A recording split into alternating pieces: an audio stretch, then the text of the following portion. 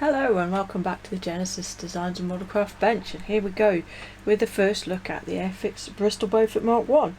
Now this is, I'm going to be building this together with Mr Spencer Pollard of the Kit Box and Drewe Manton.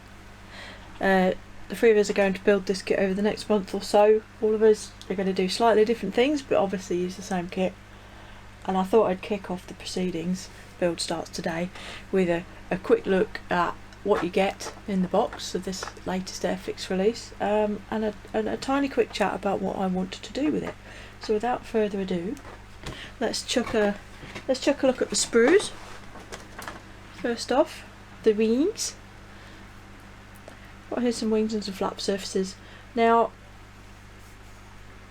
this is exactly what you should expect of Airfix if you've made any of their more modern kits. It's exactly like all the others.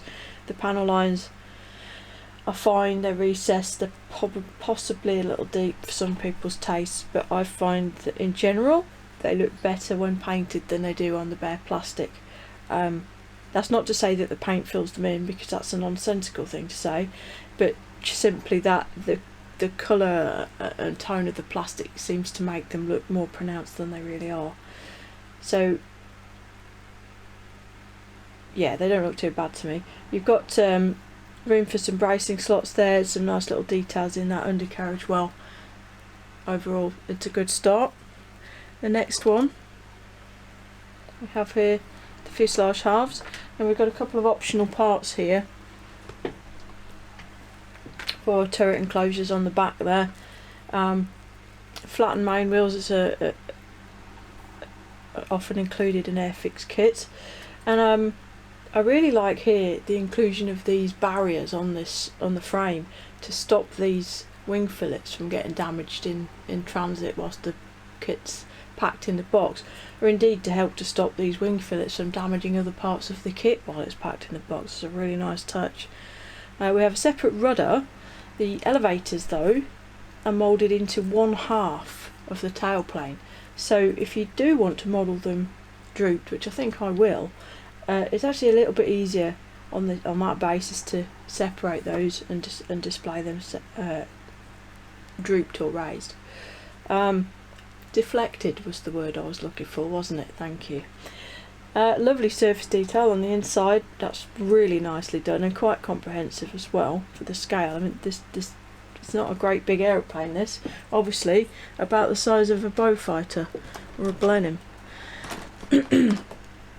And then going further on, this one we've got the engines, nacelles, internal parts. This is the closed bomb bay part, some cockpit parts, potentially could call it a flight deck I suppose on an aircraft this size, and your propellers. Again, really beautiful details and really subtle rivets in here, and it's detailed on the top surface as well, because that will be vaguely visible through the various apertures. Smaller. This is mostly undercarriage parts, believe it or not, and a few more internal parts, seats and radio sets and the like.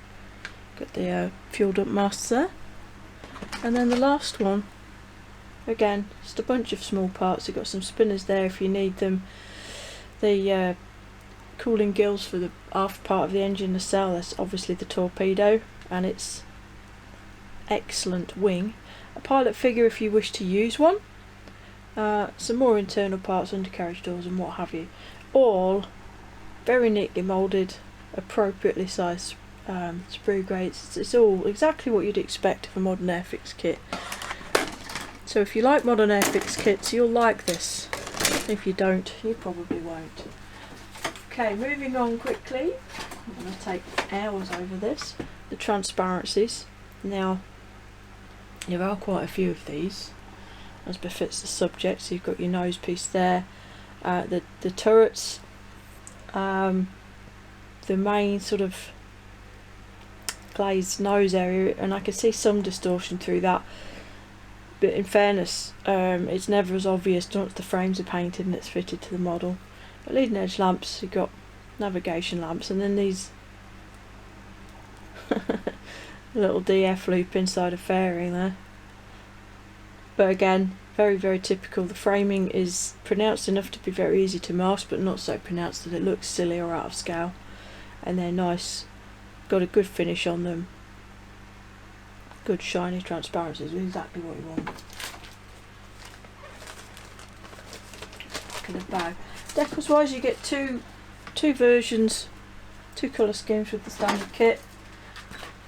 The first being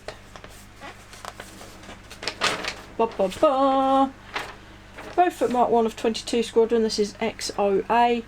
This one is in the, excuse the sun glaring in, it's that time of day. It's in the temperate day scheme of dark earth, dark green over sky, and this was flown by a Victoria Cross winning crew against the battleship Gneisenau from St Eval in Cornwall, 1941. The other scheme, which were I doing one of the kit schemes, is the one I would choose because frankly it's very, very cool. It's 217 Squadron, also from St Eval, and this one is in the sort of the Fleet Air Arm scheme. This is dark slate grey and extra dark sea grey, but over black rather than over sky, which is what makes it look so neat, in my opinion. And this one was flown against the German cruiser the Admiral Hipper, also in 1941. Now, yeah, they're both the same type of Beaufort. I won't be doing either of those, but I got digressed there. There's the decal sheet, not very big, but it's got everything you need. The main national markings, some stencil detail, and then the different bits for each scheme. And as usual with modern Airfix kits, again, it's beautifully printed. They're nice and thin. The carrier film is extremely restrained, and I'm not saying nice things because I know the decal designer. They just are genuinely very nicely done. So the instructions, again, absolutely bog standard.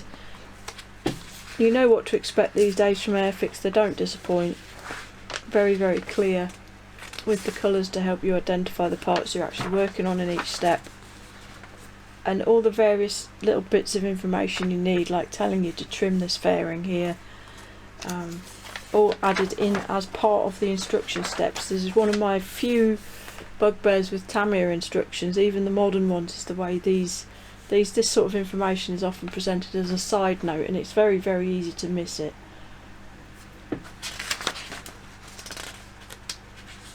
Quite a complex little kit for the subject. There's a lot going on, as you can see in these diagrams.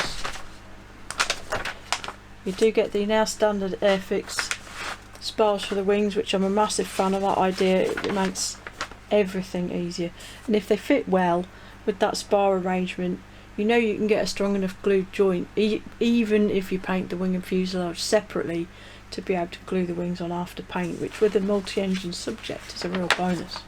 Makes it a lot easier to get around the engines, especially on the inboard side. And there you go. There's nothing much to say about it really.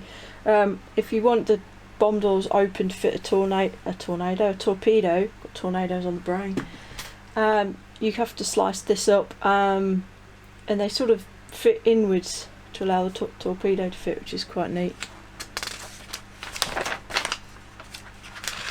Quite complicated landing gear struts. I like the way the doors literally click into position on this. It's a very neat touch.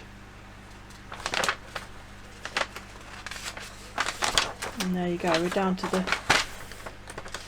colour information at the back, which I've just showed you. So that's what you get in the kit. The retail price of this kit in the UK is around the £20 mark, which is, it's quite fair in my opinion for what you get. This is a very, very carefully researched model. I've actually been in touch with Matt Whiting, who's the head of the kit design at Airfix, and he is responsible for this kit. Actually asked him for some information to help me with this, which he's very kindly sent me, but you can see from what he sent me how hard they've worked actually on the design of this kit and making sure that it's correct. And I think Jonathan mentioned when we revealed this thing that we're going to do, that the kit is so precisely research. That the paint schemes are specific. The aircraft, the fit and the way it's all, the aerial layout and all that kind of thing is correct for those two aircraft. That's how specific the research was on this kit. Anyway, what I'm going to do with it. So, as I'm sure most of you are aware, and if you're not, here we go. I spent many years on the C-130 fleet in the Royal Air Force, and latterly the last few with 47 Squadron. And 47 Squadron during World War II operated some of my favourite aircraft, that being the Mosquito, the Beaufighter, and indeed the Beaufort.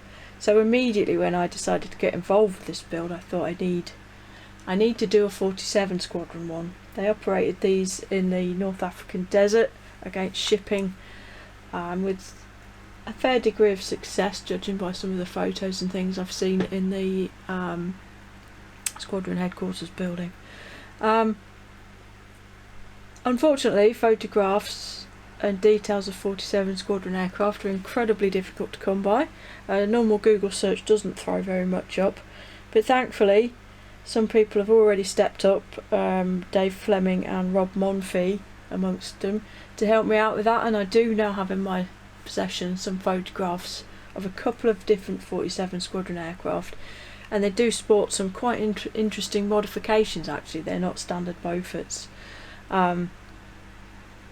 which I will be doing to this kit. Now, other than modifying it to present those modifications, I'm going to go with the out of the box route, but what I will do is deflect control surfaces and finesse things. I'm going to rivet it, just sort of build it to out of the box rules really, which means you can sharpen everything up but you're not actually really replacing anything. So apart from putting some aerials and probably some seat belts in, it's all going to be what you get in the box plus a sprinkling of me. Broadly speaking, I think that's what the other two are doing as well. So anyway, from here on in, the way I will probably present this for the most part, I think I'll do a couple of live streams as I'm working on the build, and maybe a couple of pre-recorded ones like this, and obviously the Facebook page will be the place for sort of photographic updates as I'm going along. So with all of that said then, that'll be it for this one. I'll see you all very soon on a live stream, or if not another part of this Beaufort Scale series. So until then, look after yourselves, look after each other, and Genesis out.